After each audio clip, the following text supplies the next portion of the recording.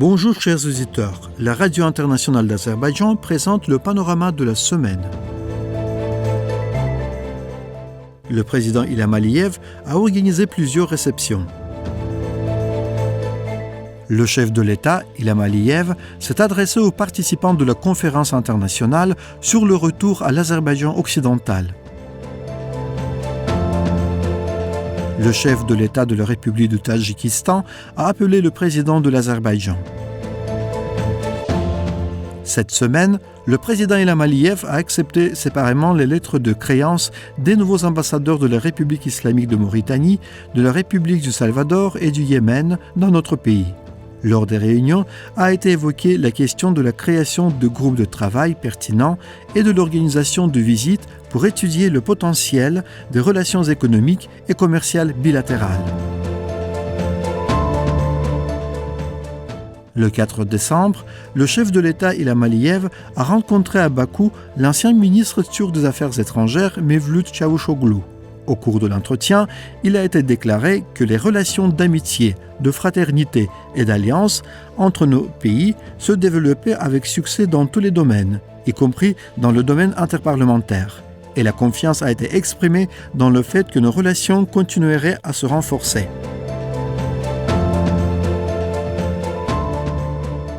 La semaine dernière, le président de la République du Tadjikistan, Emomali Rahmon, a appelé le président de l'Azerbaïdjan, Ilham Aliyev. Au cours de la conversation, le président Emomali Rahmon a félicité l'organisation réussie de la COP29 et a souligné l'importance de ces résultats pour faire avancer l'agenda climatique mondial.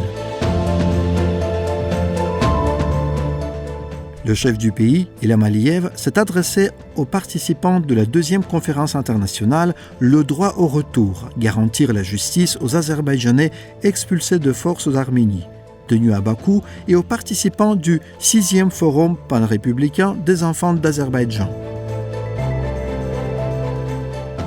Ceyhun Bayramov, le ministre des Affaires étrangères, a participé à la 28e réunion du Conseil des ministres des Affaires étrangères de l'Organisation de coopération économique dans le cadre de sa mission d'affaires dans la ville de Mashhad, de la République islamique d'Iran. Dans son discours, Ceyhun Bayramov a parlé de la vision de notre pays concernant le renforcement de la coopération dans le cadre de l'Organisation de coopération économique, l'utilisation des opportunités de coopération dans les domaines économiques et commerciaux, la sécurité énergétique, les transports et communications et d'autres domaines.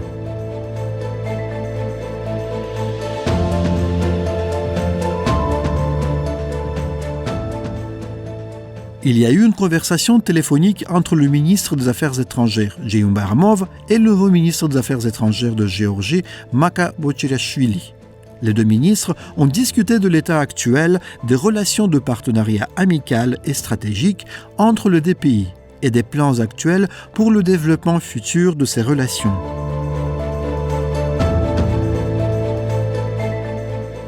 La 16e session de la conférence des parties à la Convention des Nations Unies sur la lutte contre la désertification s'est tenue à Riyad, la capitale de l'Arabie Saoudite. Le ministre d'écologie et des ressources naturelles, Mukhtar Babayev, a représenté l'Azerbaïdjan à l'événement.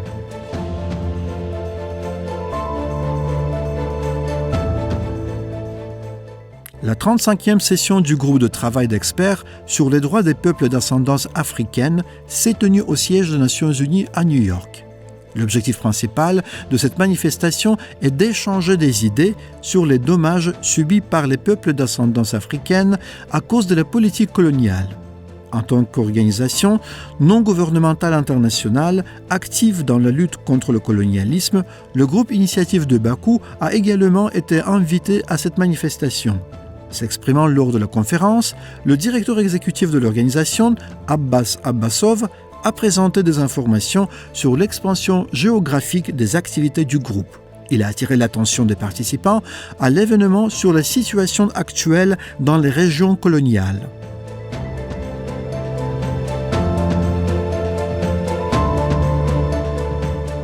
La cérémonie de clôture de la manifestation, capitale de la jeunesse du monde islamique, a eu lieu à Choucha. Environ 300 représentants officiels des pays membres et observateurs de l'Organisation de la coopération islamique, des jeunes et des volontaires participent à l'événement.